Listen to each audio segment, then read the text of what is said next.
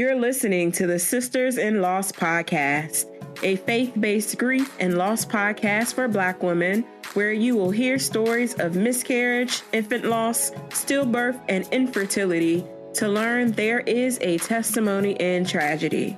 You will learn how to heal, gain clarity, find hope and peace, and turn your pain into your purpose after loss. I'm your host, Erica M. McAfee. Well, thank you so much, Whitney, for being on the podcast. Yes, thank you for having me. I would love for you to begin by sharing with the listeners a little bit about yourself and what you do. Well, I was an educator for 8 years. I worked in a district here in Houston, and I taught. I was a second grade teacher. I was a literacy coach for a while. Then I went back to be a fifth grade teacher. And I recently resigned from education. So now I'm just like finding new career paths, So, awesome. Yeah. I love the career transition. Awesome. So I would love for you to take us back on your journey to motherhood and share with us your lost story. It kind of, it kind of happened really quick, I'll say. I met my now boyfriend maybe about 5 years ago, it'll be.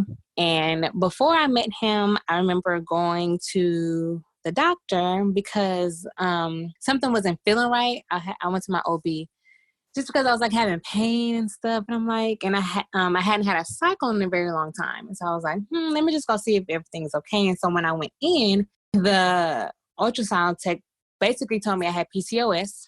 Or not the ultrasound tech, but the ultrasound showed that I basically had PCOS and polycystic ovaries.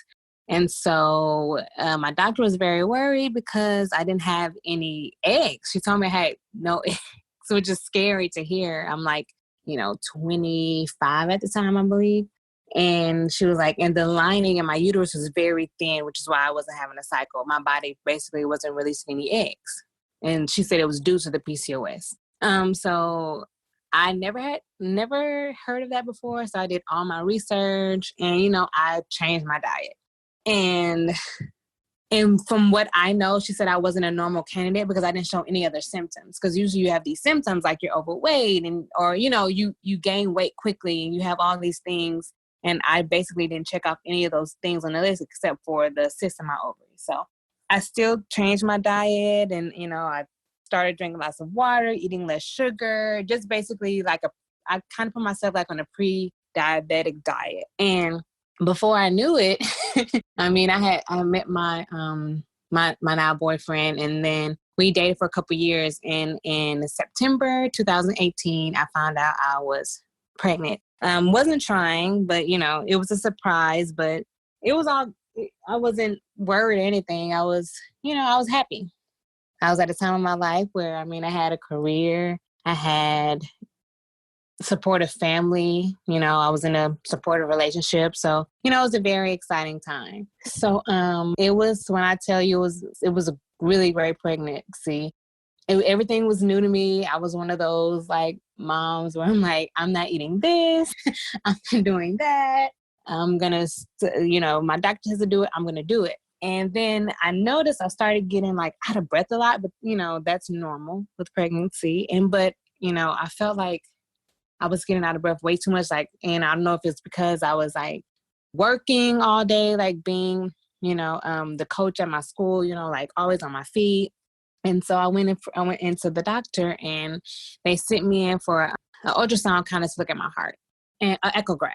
And everything panned out normal from that. They had me wear this machine and everything panned out normal. And it was you're just out of breath. That's just is what it is. And so I had no complications, no anything. And I remember this was March, I'll say 8th. It was a Friday. And I woke up like I always did in the middle of the night to use the restroom. And I remember we had this thing because if I woke up in the middle of the night, she would wake up in the middle of the night. And I remember waking up and I didn't feel her stretch. I usually, you feel, I don't know, she would I would get her she wasn't head down yet. So I guess I would get her head under my my ribs and I'd be like, oh, there she is. And so I didn't feel that. So I'm like, that's different, but maybe she's just asleep. And let me wake her up.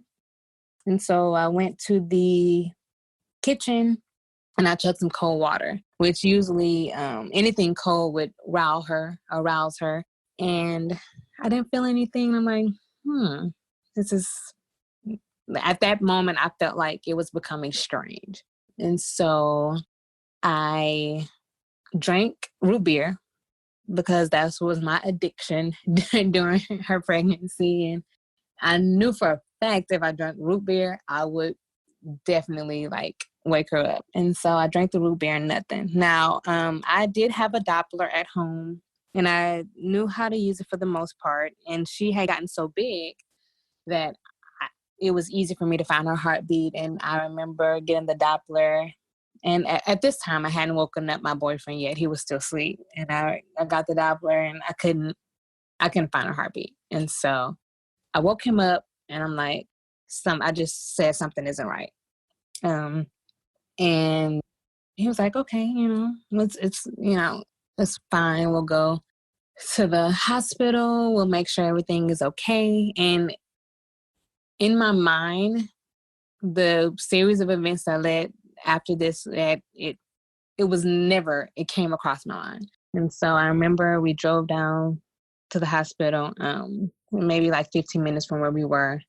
And before we walked in, I remember my boyfriend stopped and he was like, let's just do a prayer. And so we prayed and we went in and I went into you go to a special emergency room for labor and delivery. And I had just that day, because I remember I turned weeks every Thursday. So it was Friday morning, but very early because it was in the AM. So I had barely turned 29 weeks pregnant. And I remember going into the room and they're like, okay, we'll put you on. And, because usually everything is fine. So no one had any alert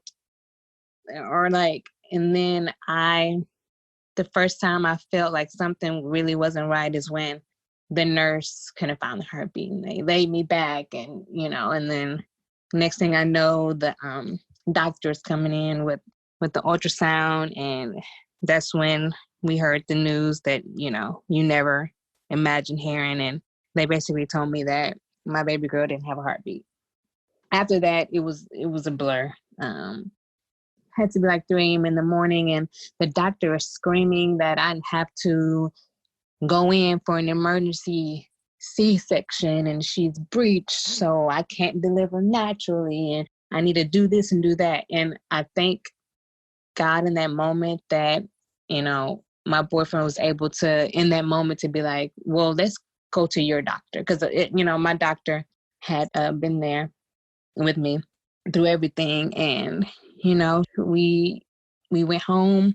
I called my doctor and we went home and we packed I had a semi-packed bag because I was, going on 30 weeks. So I wanted to get my hospital bag prepared. I had watched all these YouTube videos on it.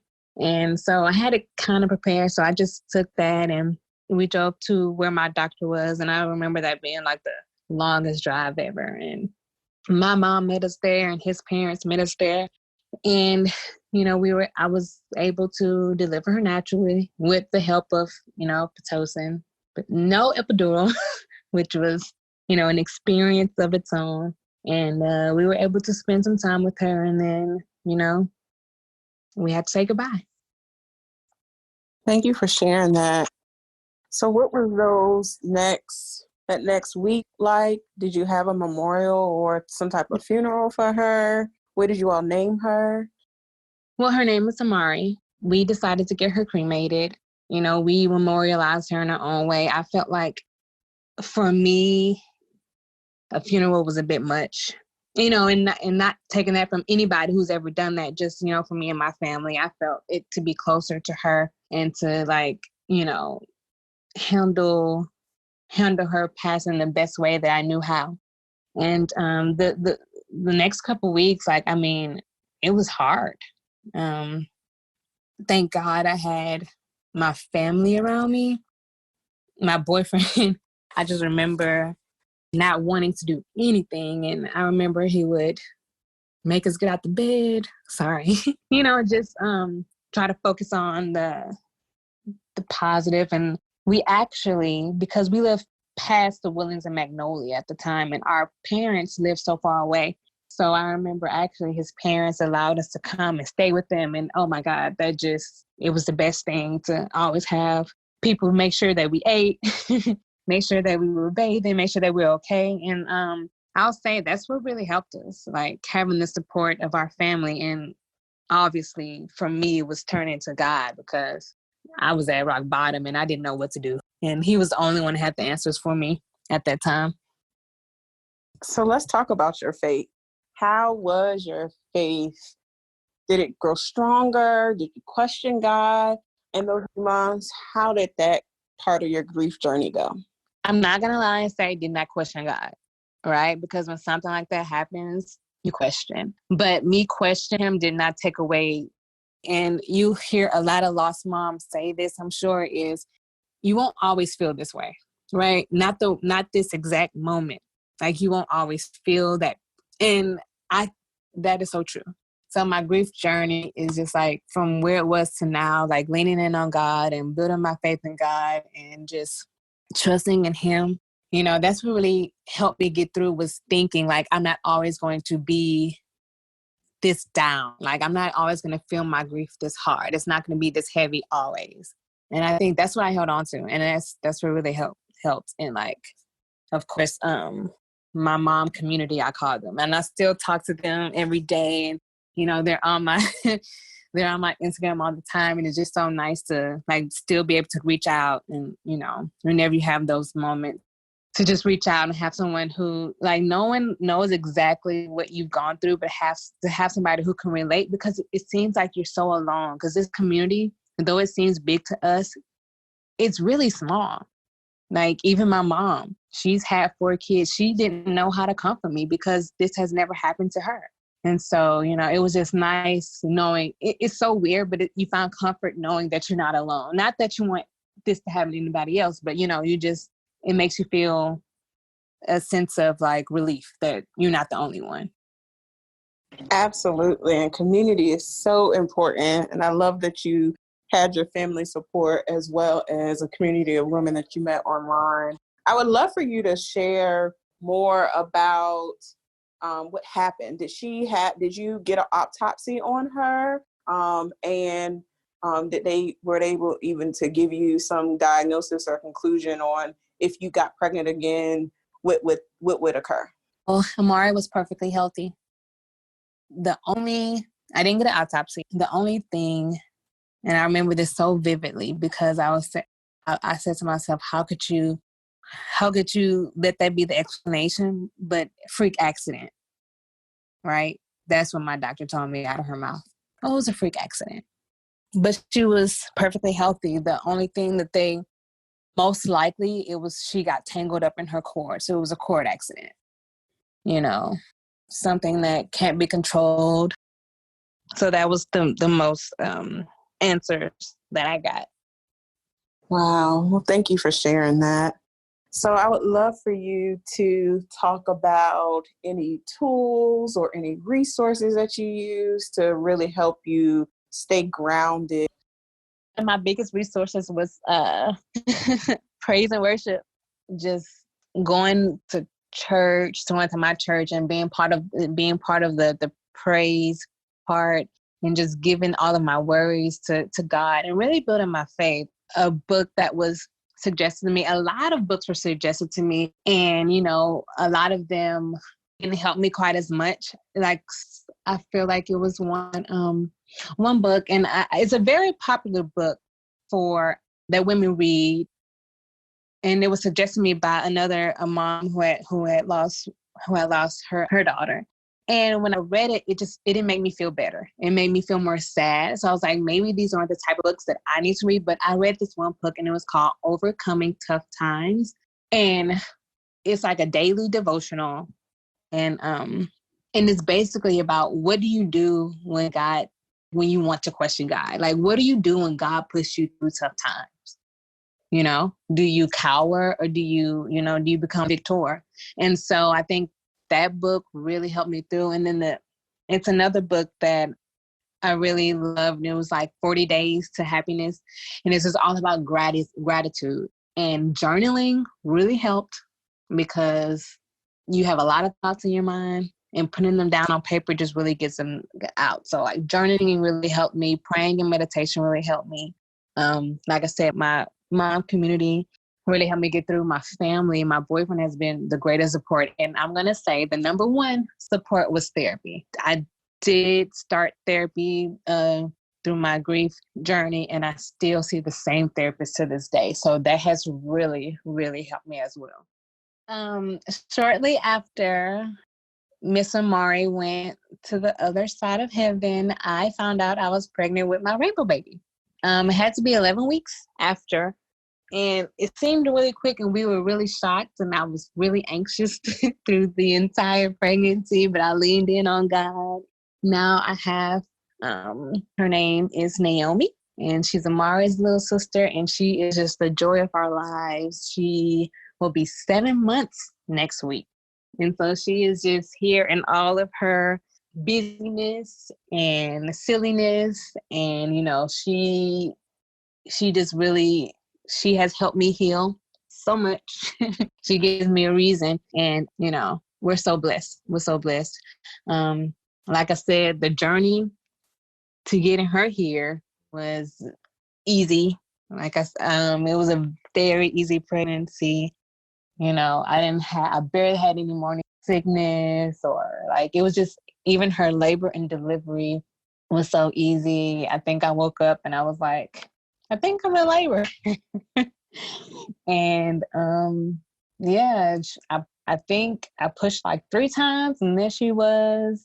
And, you know, before I knew it, I was at home with with my newborn baby. So, you know, it's been a wonderful journey. You know, I will say that grief and joy can coexist, you know, and it's just the way we live our lives. It's just what's normal for us. So just taking, you know, our situation and just being grateful for what we have. That's what really helped me on my journey, on my motherhood journey. So. Love the name Naomi. Yeah. So yes, and we chose Naomi because, you know, her name basically means everything that is pleasant, everything that is joy and of God. It seemed fitting. Yes, I love that. So as you know, we are in this time of uncertainty. We have this pandemic that's going on. A lot of people are pregnant after their losses during this time. Oh. What encouraging words can you leave for those who are just, you know, unsure of what to do during this time of uncertainty? I would say the number one thing that helps, that grounds me when it comes to uncertain times, because even now, like being a parent after loss, you still have like that anxiety or uncertainty. And what I'll say for me is like just finding a peaceful moment and asking yourselves these questions, like, do I know this to be true? Is this happening to me right now? And if it did happen, would I be able to survive it? Now, for me, I can answer yes to all those, you know? So that's really, I can answer no and then answer yes to will I be able to survive it? And that's what really helps me. And also having a support system and just really relaxing and knowing that no matter what, worrying about our troubles today just takes away the joy. It takes away the moment, because those troubles will still be there tomorrow and the next day and the next day. So just living in the moment, appreciating what we have, and really, really showing that, like, the gratitude that you have in life and being thankful for what we have right here, right now. Because honestly, everything is uncertain. And so when you put it in those aspects, when you think about life in the grand scheme, it's like super uncertain no matter what you do. So I think that's what kind of like broadening that spectrum really helps me to like ground myself. And also taking a good long bubble bath and with some candles and some meditation, that helps as well. But, you know, just knowing also like everything's going to be okay. Yes, it is. We got to have that self-care, even when it looks like bubble baths and closing the door and not allowing anybody in. So I love that you shared that. It is so key. So where can our listeners connect with you after this episode? Sure. So I have an actual a mommy Instagram where I try to help, or be a sounding board for those women who might need it. And it's on Instagram. It's heymama.co. So it's heymama.co. And it's basically just a sounding board to be like, hey, mama, I get it. And if you don't get it, let me help you try to get it. So it's kind of, a new passion project of mine, because I've decided that we as a community, especially being a Black woman, we need to share our stories more, because I had not known this to happen to anyone until it happened to me. And then when it happens to you, you hear, oh, well, this happened and this happened and this happened. But it's like, but why is it a secret, right? Why is it shut in? Like, I want to be to someone what those moms were to me, letting them know, like, this happened and we'll get through it together. And I'll hold your hand if you need me to. I love that. So what's the Instagram handle again for everybody? And I'll make sure I link it in the description box and show notes. No problem. It's heymama.co. Awesome. Thank you so much, Whitney, for sharing your story on the podcast. I know that it's going to be a blessing to those ladies who may be battling PCOS. Yes, thank you so much for having me. I really appreciate being able to share my story. Awesome. Thank you so much for listening to today's episode. For show notes and more information on today's guest, go to sistersinloss.com. If you have not joined our online community, go to sistersinloss.com, as well as sign up for our newsletter. We want you to be a part of the community so you can know all of the events that we have planned on as Sisters in Loss. Go to sistersinloss.com, sign up for our newsletter, join our online community, and stay connected with us. Talk to you soon.